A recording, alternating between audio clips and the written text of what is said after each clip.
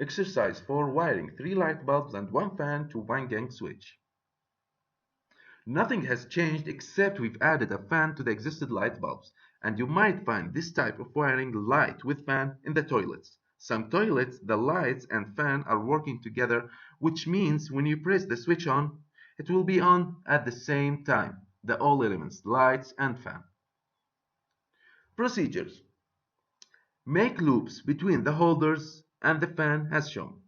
By using phase wire or live wire, connect from the fan to the first holder, then connect from the first holder to the second holder, and from the second holder to the third one. Be sure to tighten the screws very well. After finishing loops, connect a live wire from the nearest element to the L terminal in the 1 gang switch. The same procedures for the neutral wire, except you will connect it to the main supply instead of the 1 gang switch.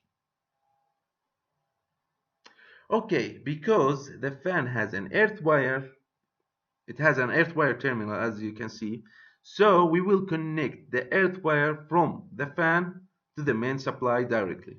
Of course, you can ignore the earth wiring because, as I've mentioned previously, the earth wire is used for safety only and it doesn't affect on energizing. Yeah. Finally, connect the live wire from the COM terminal to the main supply. That's it.